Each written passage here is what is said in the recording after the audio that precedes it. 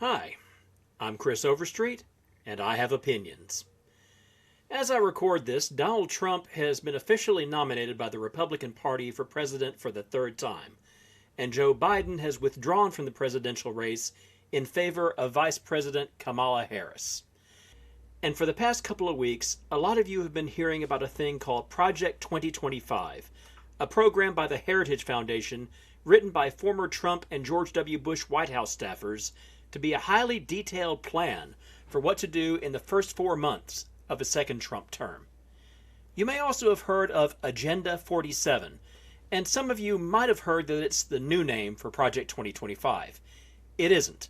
Agenda 47 actually predates Project 2025.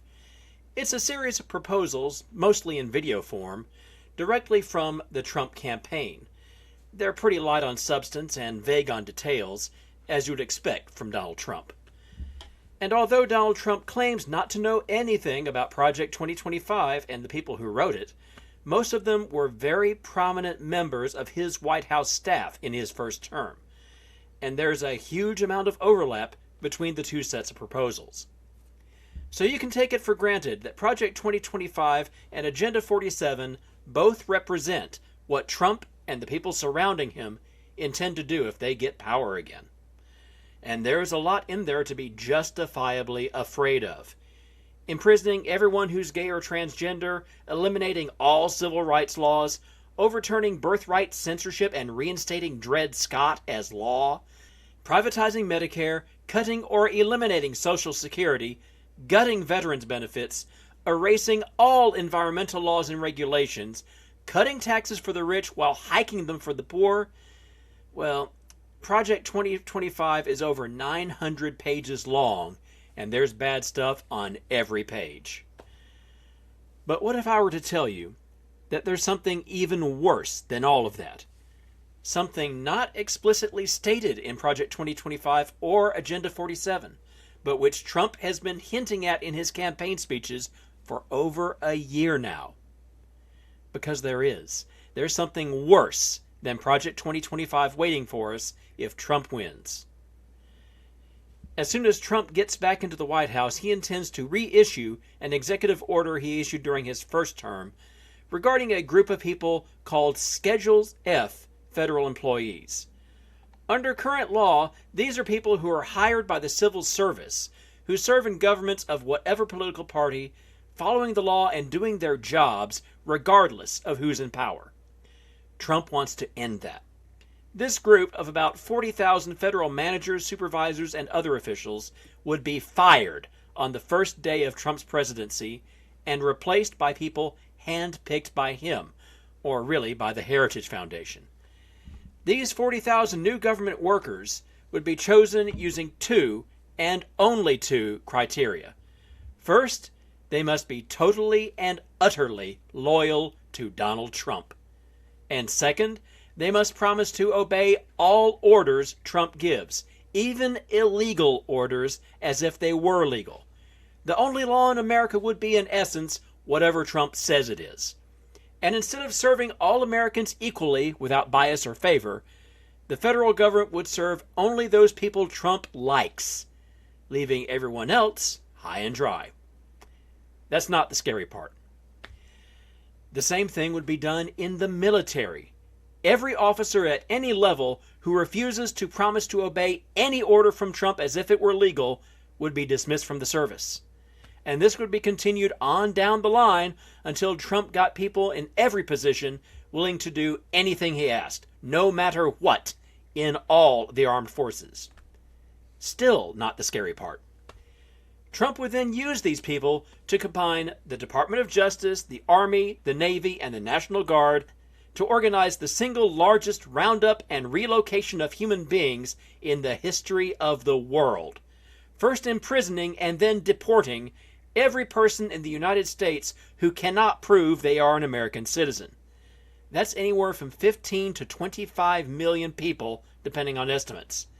And it includes dreamers, people brought to America as children who literally don't know any other country. And just to make it better, the people doing the roundup would be given absolute power to arrest and imprison anybody for any reason, including just looking foreign. And the person getting arrested would have no right to challenge that arrest because they will be presumed to be a foreigner. That means a lot of people who really are American citizens are going to get rounded up along with the immigrants, and the law won't protect them. And even that isn't the scary part. All of what I just said is in both Project 2025 and Agenda 47.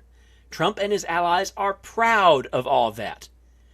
Both Project 2025 and Agenda 47 also call for imprisoning everyone who is LGBT, gay, lesbian, transgender, the whole works.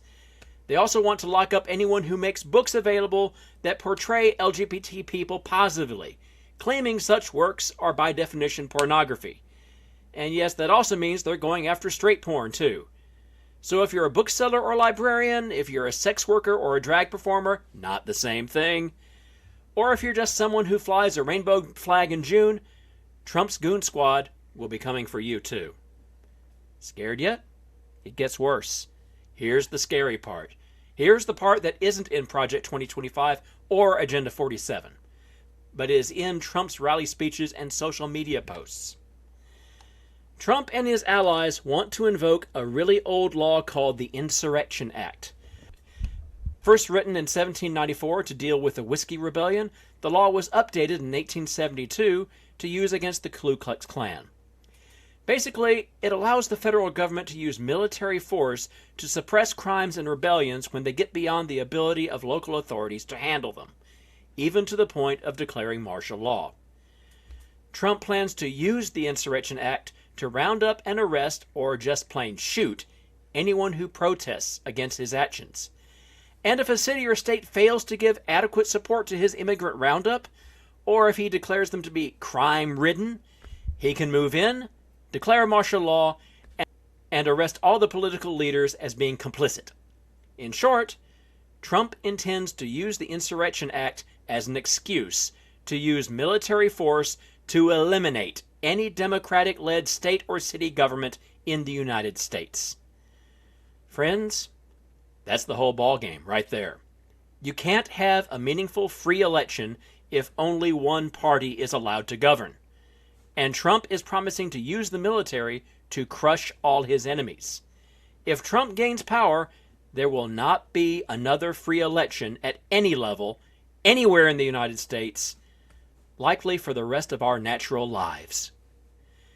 And although they haven't put that particular item in Agenda 47 or Project 2025, Trump isn't making a big secret of it.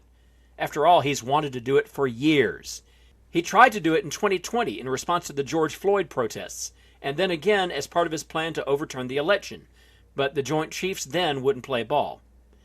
And he's consistently and repeatedly praised dictators like Vladimir Putin, Xi Jinping, Kim Jong-un, and Mohammed bin Salman for using police and military to enforce what Xi Jinping has called managed democracy, which means managing the result of sham elections by eliminating all possible rivals. And his followers know this. They understand this, and they want this. Trump's base of voters want an American dictatorship, where everyone they don't like is locked up and disappears after a show trial, or as Trump actually demands on the stump, military tribunals, where he can order the verdict himself. We are talking about people who saw children in cages in the desert in 2018, separated from their families, and said, "I want more of that." This election is about one thing more than anything else. If Trump wins, everything that America was founded on, leaders chosen by the people under the rule of law with no room for a dictator or despot, all of that and more will be destroyed forever. And tens of millions of people will vanish from American streets, probably including your neighbors, your family, or your friends. If Trump loses, we have a chance, and that's all it is a chance, to preserve freedom in America and possibly in the rest of the world as well. But that chance is lost forever if Trump wins. So if you want to protect America as you've known it your whole life, think very carefully. Which candidate is the most likely to get enough votes in enough states to win the Electoral College and defeat Trump. And if, after listening to me talk, you still want to vote for Trump, all I can say to you is this: be sure you want this. Be damn sure you want this. Because if Trump wins, you will never be allowed to change your mind. One final note. When Adolf Hitler first stripped citizenship from the Jews of Germany and began forcing them into the ghettos, he attempted to find other countries that would take them off his hands. No country would. The United States literally turned them away by the shipload. So the Jews were gathered up into the ghettos and the concentration camps, and, confronted with people he didn't want to keep and couldn't deport, the Nazis turned to what they called the final solution. When Trump begins his roundup, very few countries are going to want to take the people he imprisons.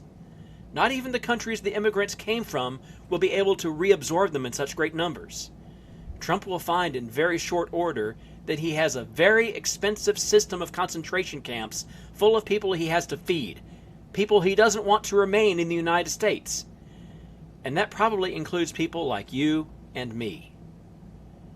When nobody will take us off his hands, what do you think he'll do next? I'm Chris Overstreet, and I have opinions.